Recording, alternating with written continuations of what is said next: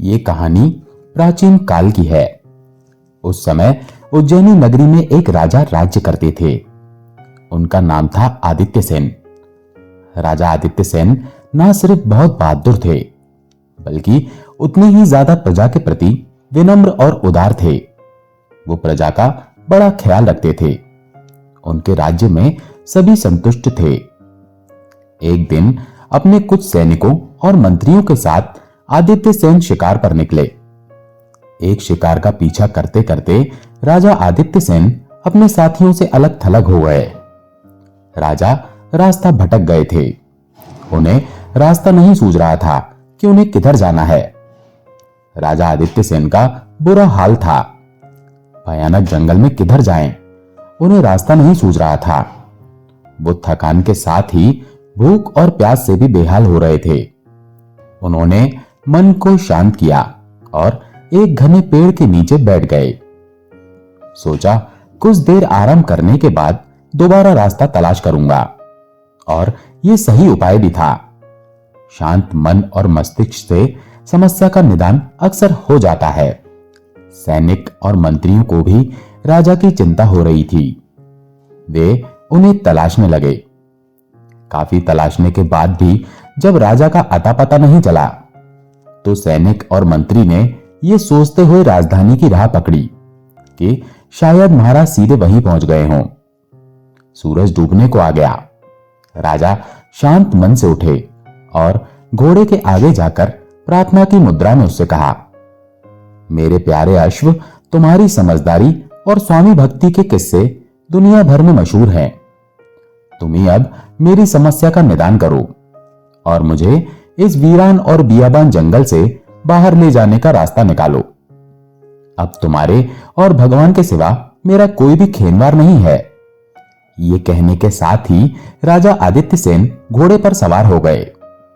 घोड़ा एक तरफ चल पड़ा। घोड़ा सूझबूझ वाला था। कुछ देर बाद वो राजा को घने जंगल से लेकर बाहर आ गया।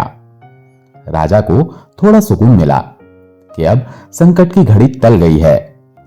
राजा को कुछ दूरी पर एक रोशनी सी नजर आई। समझदार घोड़ा खुद ब खुद उधर ही बढ़ चला। कुछ दूर जाने के बाद राजा आदित्य सेन को एक कुटिया नजर आई।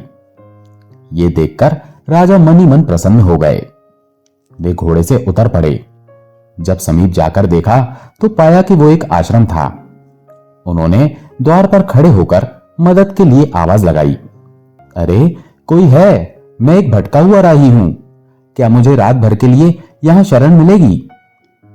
उनके आवाज लगाते ही तुरंत ही दरवाजा खुला और एक आदमी बाहर आया। जब तक वे इस राही से कुछ पूछते, तब तक कुछ और आदमी बाहर निकल आए। सभी ने एक स्वर में पूछा, गुरुजी, कौन है ये? इतनी रात को यहां क्या कर रहा है? गुरुजी ने उन लोगों को शांत कराते हुए कहा, जरा रुको, मैं पूछता हूं कि ये कौन है और इधर कैसे आना हुआ। ये कहते हुए गुरुजी ने हाथ में पकड़े हुए दीपक की रोशनी आदित्य सेन पर डाली। भूख, प्यास, थकान से राजा आदित्य सेन का बुरा हाल हो रहा था। जंगल में झाड़ियों में उलझकर उनके कपड़े भी कई जगह से फट गए थे। चेहरे का सारा राजसी तेज खत्म हो गया था। राजा आदित्य सेन उनका आशय समझ गए। गुरुजी उनसे कुछ पूछ पाते, इससे पहले ही उन्होंने अपना परिचय देते हुए कहा, गुरुदेव, मैं एक राही हूं। मैं जंगल में भटक गया हूं। रास्ता नहीं सूझता है। सारा दिन भूख, प्यास और बेहाली में बीता। मेरा ये घोड़ा मुझे शरण की आशा के साथ आपके द्वार ले आया है। अगर रात भर के लिए शरण मिल जाती तो मैं सुबह उठकर अपनी राह पकड़ता। जाने क्यों आदित्य सेन ने अपने राजा होने की बात छुपा ली थी। गुरुजी का नाम चक्रधर था। उन्होंने राही से यह बात सुनी।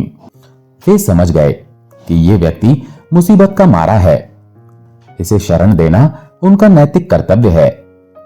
उन्होंने कहा, अतिथि तो हमारे लिए भगवान जैसा होता है। आप घोड़े को बाहर बांधकर अंदर आ जाइए। इतना सुनते ही उनके शिष्यों ने कहा, गुरुजी, यह आप क्या कर रहे हैं? यह आदमी डाकू भी तो हो सकता है और झूठ मूठ अपनी बुरी दशा बताकर अंदर आ जाएगा। और रात में हमें लूटकर चला जाएगा। गुरुजी ने शिष्यों से कहा, तुम्हें ऐसा नहीं सोचना चाहिए। हमारे इस आश्रम में ऐसा है ही क्या जो ये लूट कर ले जाएगा। राहगीर की मदद करना हमारा कर्तव्य है। हमें अपने फर्ज से किसी भी हाल में विमुख नहीं होना चाहिए। फिर भी अगर तुम्हें शक है तो तुम सब जाकर सो जाओ। मैं जागकर यहां पहरा देता रहूंगा। गुरुजी ने आदित्य सेन को पानी दिया और मुंह हाथ धोने के लिए कहा। आदित्य सेन ने मुंह हाथ साफ किए। इसके बाद गुरुजी ने उन्हें भोजन और पीने के लिए पानी दिया। गुरुजी ने उनके घोड़े को चारा भी दिया।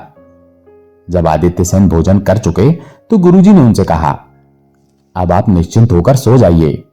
आपको यहां कोई कष्ट नहीं होगा। सुबह की बेला में आप जहां जाना चाहे चले जाइएगा। राजा आदित्य सेन बिस्तर पर लेट गए और लेटकर सोचने लगे। समय बड़ा ही बलवान होता है।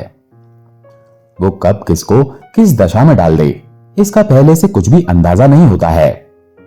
मैं प्रजा का दिल से ख्याल रखने वाला हूं, राजा हूं, चोर डाकुओं का और शत्रुओं का नाश करने वाला हूं। कहीं मैं ही चोर या डाकू तो नहीं, इस भय से गुरुजी रात भर जागकर अपने शिष्यों की रक्षा कर रहे हैं। यही सब सोचते सोचते थके मांदे आदित्य सेन को नींद आ गई। सुबह चिड़ियों की चहचहाहट से उनकी नींद खुल गई। वे खुद को तरोताजा महसूस कर रहे थे। उन्होंने बाहर आकर गुरुजी से कहा, आपने मुझ राही को रात में शरण देकर जो उपकार किया है, मैं उसका जिंदगी भर ऋणी रहूंगा। अब मुझे जाने की आज्ञा दीजिए। मेरा परिवार मेरी राह देख रहा होगा। सब मेरे लिए चिंतित होंगे। गुरुजी ने उत्तर दिया, आगंतुक, मैंने तुम्हारे ऊपर कोई उपकार नहीं किया है। मैंने सिर्फ धर्म का पालन किया है। ये मेरा कर्तव्य था कि एक मुसीबत में फंसे व्यक्ति की मदद करूं। आप शीघ्र ही अपने घर पहुंचकर अपने परिवार की चिंता दूर करें। महाराज ने नगर जाने का रास्ता पूछा और आश्रम से विदा लेकर महल की तरफ चल दिए। दूसरे दिन महाराज के उज्जैनी पहुंचते ही सारे दरबार में खुशी छा गई। राजा ने आश्रम के प्रसंग की किसी से भी चर्चा नहीं की और वे राज्य के राजकाज में व्यस्त हो गए। ऋषि चक्रधर का यह आश्रम उज्जैनी राज्य में ही था। राजा आदित्य सेन ने एक दिन अपने एक सामंत से कहा, आमुख वन में चक्रधर नाम के एक ऋषि का आश्रम है। उस आश्रम में वे अपने कुछ शिष्यों के साथ रहते हैं। वहां जाकर उन्हें संदेश दो कि महाराज ने आपको बुलाया है। दूत ने जाकर ऋषि चक्रधर को जब यह संदेश सुनाया, तब चक्रधर को इस आमंत्रण का कोई कारण समझ नहीं आया। उन्होंने सोचा, राज आज्ञा का पालन प्रजा का कर्तव्य है, इसीलिए दरबार में चक्रधर उपस्थित हुए। महाराज ने उन्हें तत्काल पहचान लिया, पर चक्रधर ये नहीं पहचान सके कि यही आदमी कुछ दिन पहले रात भर के लिए मेरे आश्रम में रह चुका है। महाराज ने ऋषि चक्रधर से पूछा, गुरुजी, आपके आश्रम में कितने लोग हैं और आपके आश्रम का खर्चा कैसे चलता है? ऋषि चक्रधर ने विनय पूर्वक कहा, महाराज, 7-8 शिष्य मेरे साथ आश्रम में हैं। सब दिन में भिक्षा मांगकर अपना निर्वाह करते हैं। आपके इस धन धान्य संपन्न राज्य में भिक्षा प्राप्त होने में कभी कोई कठिनाई नहीं आती। कभी कोई अतिथि भूखा आ जाए तो उसकी भी सेवा का अवसर मिल जाता है। आपके राज्य में हमें कोई कष्ट नहीं है। महाराज ने ऋषि की पूरी बात सुनने के बाद कहा, ठीक है, अब से आप सबको रोज भिक्षा मांगने का कष्ट उठाने की कोई जरूरत नहीं है। मैं आपके आश्रम को 5 गांव दान में दे देता हूं। उसकी आमदनी से आपके आश्रम का सारा खर्च चलेगा। अपने शिष्यों की तरफ से निश्चिंत होकर अब आप हमारे दरबार में ही रहिए। अचानक हुई महाराज की इस कृपा का रहस्य ऋषि चक्रधर को पता नहीं चल पाया। ऋषि चक्रधर दरबार में रहने लगे और दूसरी तरफ आश्रम वासियों को गांव की आय होने से भिक्षा मांगने से छुट्टी मिल गई थी। बिना मेहनत किए आराम से खूब धन संपत्ति मिलने पर आश्रम के शिष्य उद्दंड और विलासी हो चले थे। कुछ दिनों बाद हालत ये हुई कि वो धन संपत्ति के बंटवारे को लेकर आपस में लड़ने झगड़ने भी लग गए। एक दिन ऋषि चक्रधर ने राजा आदित्य सेन से कहा, महाराज आज्ञा दें तो एक बार जाकर मैं अपने आश्रम की दशा दिखाऊं। अपने शिष्यों को देखकर मुझे खुशी होगी। राजा आदित्य सेन ने उन्हें जाने की आज्ञा दे दी। ऋषि चक्रधर जब आश्रम पहुंचे तो उनके शिष्यों को उनका वहां आना बुरा लग गया। उन लोगों ने सोचा कि गुरुजी भी हमारी आमदनी में हिस्सा बांटने आ गए हैं। धन संपत्ति को लेकर उनकी आपस की लड़ाई देखकर ऋषि चक्रधर को घोर दुख पहुंचा। उन्होंने अपने शिष्यों को बुलाया और उन्हें समझाते हुए कहा, तुम सब आपस में अपना एक मुखिया चुन लो। उसकी सलाह से सब मिलजुल कर काम करो। इस तरह से आपस में लड़ाई झगड़े से बचकर कुछ परोपकार का काम भी किया करो। अब वे लोग भिक्षा मांगने वाले तो थे नहीं। कोई किसी को मुखिया मानने को तैयार ही नहीं हुआ। आखिर में उनसे नाराज होकर ऋषि चक्रधर वापस दरबार में आ गए। राजा आदित्य सेन ने महसूस किया कि जब से ऋषि चक्रधर आश्रम से लौटकर आए हैं वे कुछ उदास और दुखी रहते हैं। राजा ने एक दिन एकांत में उनके दुख और उदासी का कारण पूछा। ऋषि चक्रधर ने उन्हें सारी बातें सच सच बता दी। पूरी बात सुनने के बाद राजा आदित्य सेन ने कहा, गुरुजी, आप दोबारा आश्रम में जाइए। मैं पता कराऊंगा कि ऐसी स्थिति क्यों हुई है। चक्रधर फिर आश्रम में आ गए। एक दिन आदित्य सेन ने एक भिक्षु का भेष धरा और आश्रम में आ गए।